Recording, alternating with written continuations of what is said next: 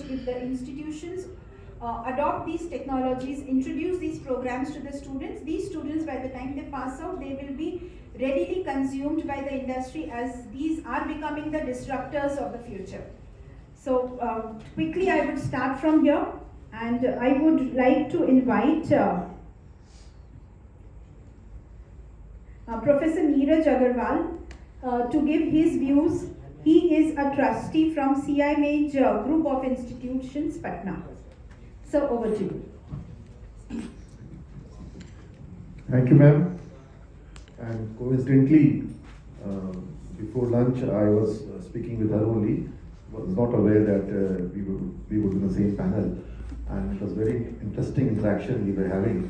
And I invited her to a tech fest come career Mahakumbh is the name of the event which we are organizing in Patna, wherein we are inviting students from all across the Bihar, especially students from rural Bihar, to see the opportunities which are there in tech domain, in AI, ML, or in IoT, or in robotics, or in automation, or in AR, VR, MR, XR. So, and drone technology, quadcopters and all, how aerial survey is done, how drones are used in agriculture, how drones are used in defense or in surveillance. So, I think time is right that the benefits of technology should reach to the last mile. And it's not just about the tier 1 cities or the metro cities. The advantage and the benefits of technology is now accessible to the smaller village, and days will come, it will be available till the block level. And ma'am mentioned that education is the oldest industry, and we can consider it as an industry, but then if I remember the old days, the Gurukul system, so anybody will hardly call it industry. It would be termed as a service to the society. It would be termed as a contribution to the society, or society building, nation building, and human creation of the human mind, human thought process is done through education. So education industry, which is now rapidly called an industry, but basically it's a service what we are supposed to do, the service to society.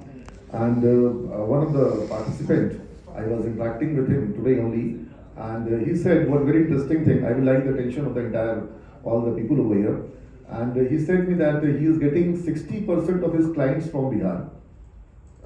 Ravish जी, उन्होंने मुझे कहा कि 60% client मेरे बिहार से आते हैं। एक बड़े कॉलेज वाले हैं यहाँ पर, उन्होंने ऐसा कहा। तो मैंने कहा कि सर वो आपके प्रोडक्ट हैं, वो क्लाइंट नहीं है। क्लाइंट वो कंपनियां हैं जो उनको हायर करने के लिए आपके पास आएगी, वो प्रोडक्ट है जिनको आपको तैयार करना है। तो एक एजुकेटर की जो मेंटालिटी होनी चाहिए, एक शिक्षक की जो मेंटालिटी होनी चाहिए, वो क्रिएटर वाली होनी चाहिए, वो कुम्हार वाली होनी चाहिए कि कुम्हार है और मिट्टी को हम आकार देंगे, उसे तपाएंगे और उसे ठोक बजा के देखेंगे कि इसमें कहीं कोई त्रुटि तो नहीं है।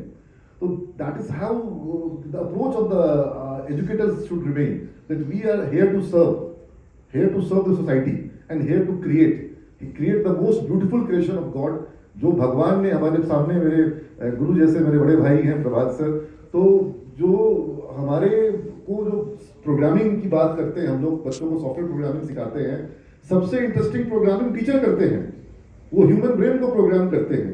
तो ह्यूमन ब्रेन को प्रोग्राम करना, उसको वो टूल्स देना जिन टूल्स के साथ वो लाइफ में सक्सेसफुल होगा, ये सबसे इंटरेस्टिंग काम है। और मैं हमेशा 3 स्किल्स की बात करता हूँ। जब मैंने अपने एजुकेशन करियर की शुरुआत करी एज एजुकेटर, तो मैंने 3 स्किल को आइडेंटिफाई किया, because I come from Bihar, और मुझे लगा कि बिहार में स्किल डेफिशिएंसी बहुत बड़ा फैक्टर है।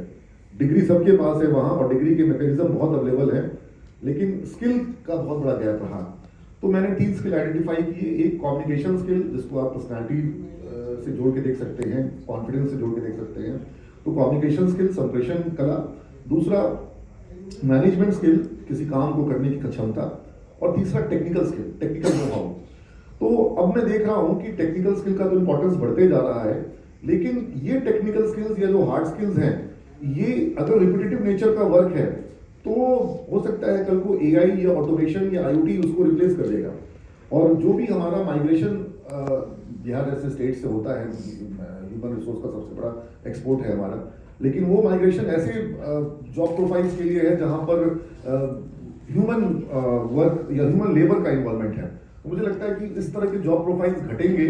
और या अगर सॉफ्टवेयर इंडस्ट्री की भी बात करें तो जो एंट्री लेवल प्रोग्रामिंग का काम होता है, those kind of works would be, I think it could be replaced by the AI or generative AI, and there are so many smart computers and machine learning is happening, quantum computing is happening. So what kind of skills students should have apart from having the technical skills? So I think people skill is one aspect which is most important. However, technical skill, we need to equip our students with the technical skills, and but then people skill, psychology. I think this is one sector or one segment which computer will take a lot of time to understand human psychology. 40,000 साल का होमो sapiens का इतिहास है, आज तक हम महिलाओं को समझ नहीं पाए। तो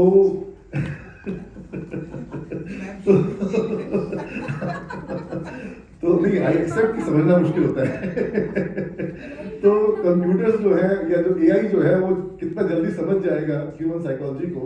तो आई थिंक हमें अपने सिलेबस में, और जो भी बिजनेस हो रहे हैं, जो भी कारोबार हो रहे हैं, स्टार्टअप्स हो रहे हैं, जो एप्स बन रहे हैं, वो ह्यूमन साइकोलॉजी को दिमाग में रख के बनते हैं।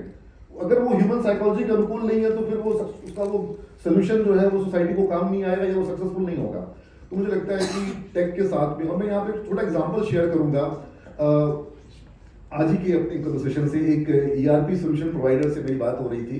तो मेरा एक बहुत बड़ा पेन पॉइंट था कॉलेज में कि 15 मिनट हर क्लास का वेस्ट होता था अटेंडेंस लेने में। तो हमने अपना ईआरपी बनाया, उसमें हमने फैसिलिटी ली कि हम टच करके अटेंडेंस कर लेंगे। फिर हुआ कि नहीं, अभी भी 15 मिनट का 10 मिनट लग रहा है, यानी कि अभी भी बहुत ज़्यादा समय लग रहा है। तो फिर हमने स्टूडेंट्स को प्रोजेक्ट दिया और हमारे स्टूडेंट्स ने अच्छा इनोवेशन किया। जो हमने उनको, टेक्नोलॉजी की बात हो रही है, स्किल की बात हो रही है आज के सेशन में, तो हमने उनको फ्लटर टेक्नोलॉजी पे एक वर्कशॉप करवाया था। बहुत सक्सेसफुल वर्कशॉप हुआ, 1 मंथ का वर्कशॉप था।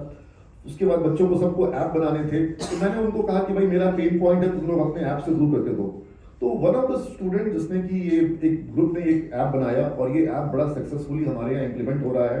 और अब इसको हमने यूनिवर्सिटीज में वाइस चांसलर्स को दिखाया, आर्यभट्ट नॉलेज यूनिवर्सिटी में, पाटलिपुत्र यूनिवर्सिटी में, और यूनिवर्सिटी लेवल पर शायद इंप्लीमेंट हो जाए। उस ऐप में टीचर एक विंडो ओपन करेगा 160 सेकेंड्स का, 1 मिनट का, और जैसे ही टीचर हर क्लास में विंडो ओपन करेगा, सारे टीचर्स स्टूडेंट के ऐप में वो अपना सेल्फी ले पाएंगे। उसके पहले जब तक वो विंडो ओपन नहीं करेगा तो स्टूडेंट सेल्फी ले नहीं पाएगा, और जैसे ही विंडो ओपन होगा स्टूडेंट सेल्फी ले पाएगा। और फेस रिकग्निशन से और जियो फेंसिंग के साथ, ये नहीं कि वो अपने घर में ऐप में देख रहा कि जहां टीचर ओपन करेंगे हम फोटो ले लेंगे, वो जियो फेंसिंग है उसमें।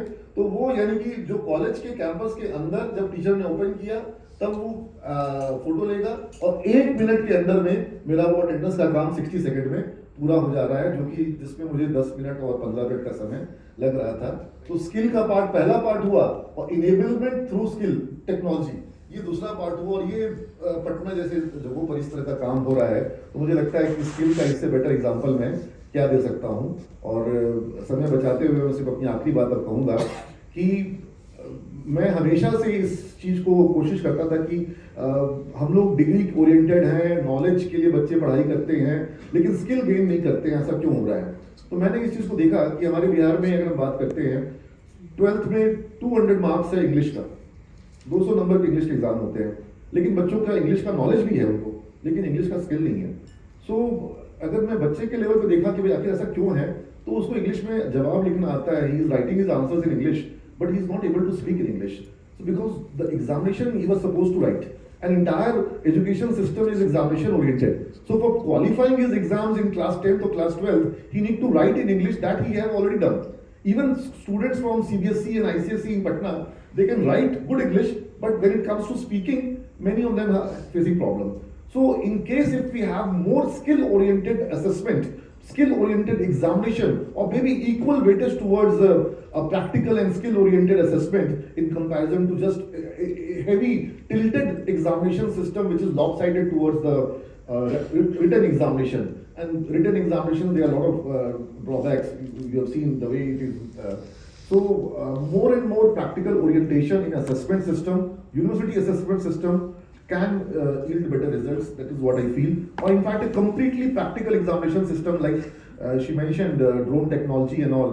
So I think drone, if somebody is able to demonstrate proper practical skills, that is sufficient enough to certify instead of the written examination. So, orientation towards assessment in terms of practical, that can serve the purpose. This is what my submissions are. Thank you.